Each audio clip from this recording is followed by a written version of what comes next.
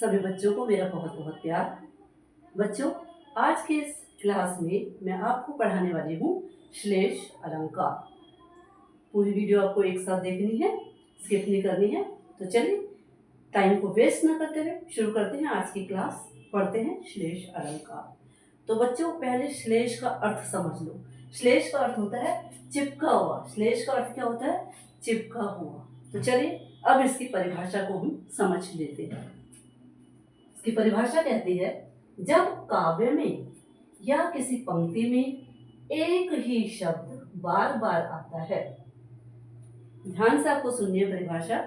जब काव्य में या किसी पंक्ति में अर्थात या कविता की किसी पंक्ति में एक शब्द बार बार आता है पर उस शब्द के अर्थ भिन्न भिन्न या अलग होते हैं, तो वहां श्लेष अलंकार होता है। जब किसी काव्य में या किसी पंक्ति में एक ही शब्द की बार बार आवृत्ति होती है, अर्थात एक शब्द बार बार आता है लेकिन हर बार उस शब्द के अर्थ भिन्न होते हैं। शब्द एक ही होता है लेकिन उस शब्द के अर्थ जो है भिन्न। भिन्न का मतलब होता है अलग। तो उस शब्द के अर्थ हर बार अलग अलग होते हैं, तो वहां श्लेष अलंकार होता है या उसे श्लेष अलंकार कहते हैं। ठीक है, परिभाषा को एक बार फिर समझ लीजिए। जब काव्य में या काव्य की पंक्ति में एक ही शब्द बार बार आए पर उस शब्द के अर्थ अलग अलग हो, तो वहां श्लेष अलंकार होता है।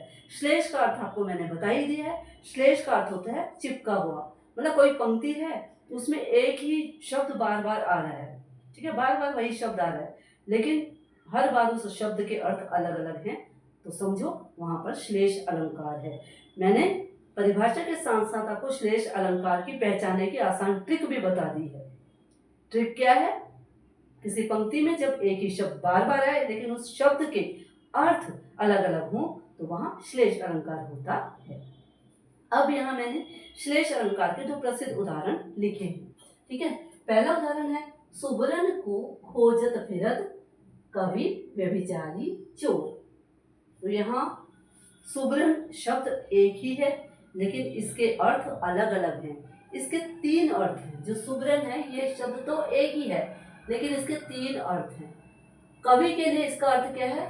सुंदर शब्द, क्योंकि कवि को अपनी कविता लिखने के लिए सुंदर शब्द चाहिए होते हैं जिससे उसकी कविता में कविता की शोभा बढ़ जाए। तो कवि के लिए इसका अर्थ क्या है? सुंदर शब्द। ठीक है, सुंदर शब्द। दूसरा है व्यभिचारी।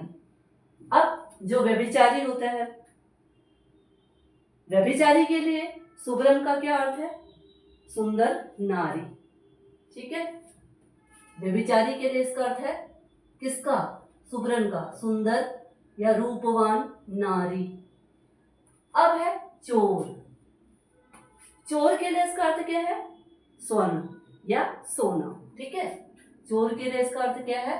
स्वर्ण या सोना, जिसको गोल्ड कहते हैं। ठीक है, तो शब्द एक ही है सुबरन, लेकिन इसके अर्थ अलग अलग हैं। अलग अलग लोगों के लिए इसके अलग अलग अर्थ हैं।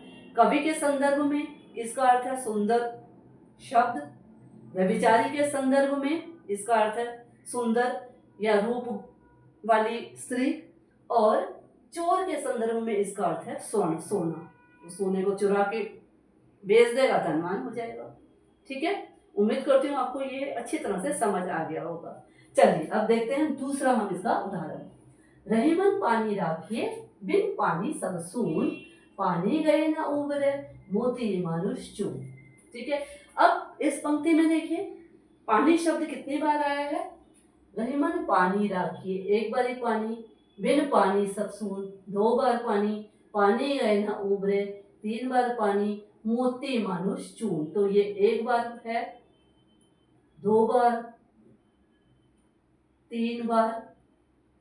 तीन बार यहाँ पर पानी शब्द का प्रयोग हुआ है, लेकिन तीनों ही बार उस पानी शब्द के अर्थ भिन्न हैं। ठीक है, अब रहीमन पानी राखिए बिन पानी सब सून, पानी गए न उबरे मोती मानुष चून।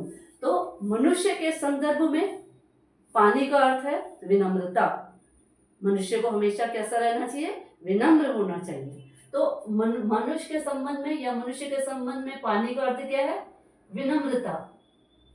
यहाँ बच्चों पानी को एक प्रतीक के रूप में लिया है। तो मनुष्य या मनुष्य के रूप में, मनुष्य के संदर्भ में पानी का अर्थ है विनम्रता से, अर्थात मनुष्य को विनम्र होना चाहिए।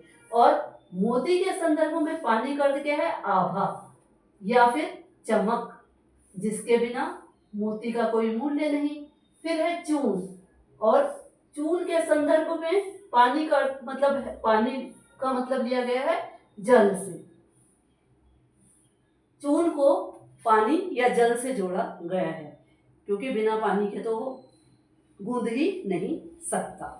ठीक है, तो यही है बच्चों श्लेष अलंकार। श्लेष का अर्थ होता है चिपका हुआ। एक बार फिर समझ लो, जिस अलंकार में जो है कोई शब्द बार बार आता है, लेकिन हर बार उस शब्द के अर्थ अलग अलग होते हैं या भिन्न भिन्न होते हैं, तो वहाँ श्लेष अलंकार होता है। उदाहरण मैंने आपको बहुत अच्छी तरह से समझा दिए हैं, जैसे कि सुबरन को खोजत फिरन, इसमें शब्द एक है, इसी शब्द के जो है 3 लोगों के लिए 3 अलग अर्थ हैं। फिर रहीमन पानी राखिए, 3 बार पानी आया है, लेकिन मनुष्य के संदर्भ में और मोती के संदर्भ में, इसी प्रकार से चून के संबंध में इस पानी को अलग अलग अर्थों में देखा गया है।